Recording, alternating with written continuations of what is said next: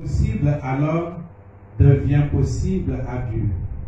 Tout ce qui ne trouve pas de solution chez l'homme, devant notre Dieu, nous trouvons toujours la solution. Chers confrères dans l'épiscopat, devant la pandémie du Covid-19, gardons notre statut auprès de ce peuple.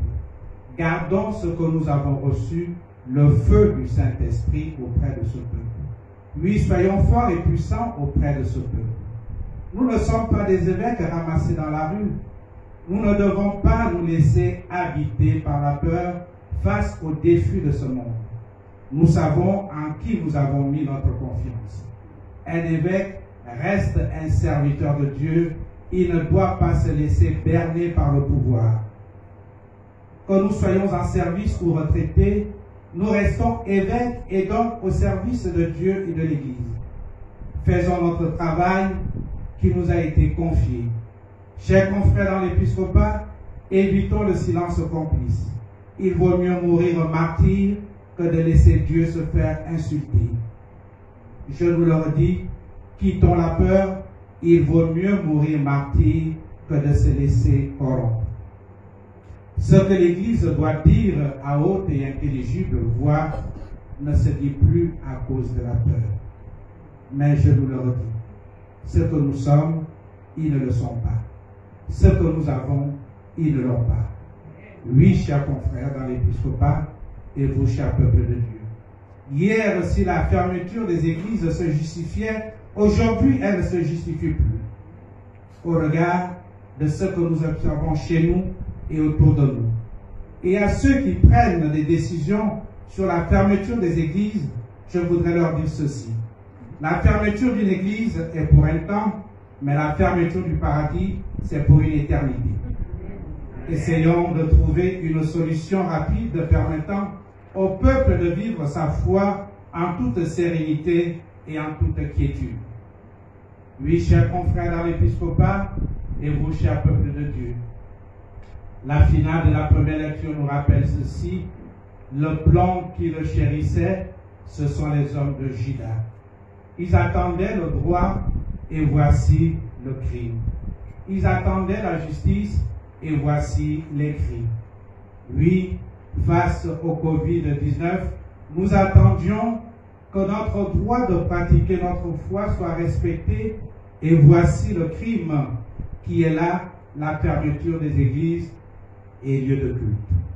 On attendait la justice, les marchés, les supermarchés, toutes les grandes surfaces, les écoles conventionnées sont ouvertes, seules les églises et lieux de culte sont fermés. Voyez-vous, malgré le cri et la détresse du peuple de Dieu, ceux-ci restent insensibles et fermes dans leur décision de ne pas ouvrir les lieux de culte, jouant même des prolongations. Alors, cher peuple de Dieu, et vous, chers fidèles, que vous dire devant une telle situation? La réponse nous vient de la seconde lecture. Frères, ne soyez pas inquiets de rien, mais en toutes circonstances, priez et suppliez, tout en rendant grâce pour faire connaître à Dieu vos demandes.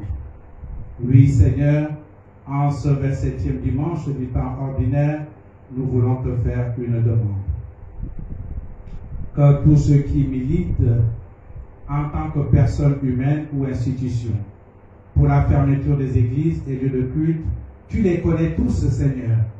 Touche leur cœur afin qu'ils comprennent que œuvrer contre Dieu n'apporte rien sinon la mort éternelle.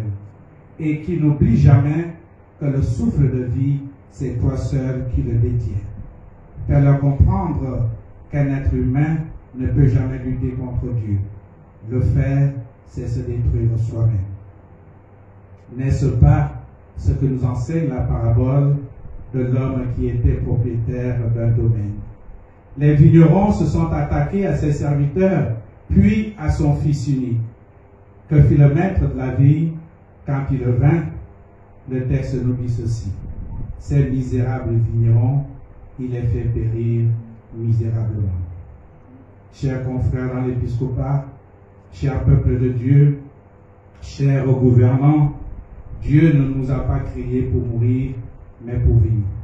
Renonçons à la détresse du peuple et soyons des porteurs d'espérance, de joie, de paix, d'amour pour nous-mêmes et pour tous les autres, aujourd'hui, demain et pour les siècles des siècles. Amen. Et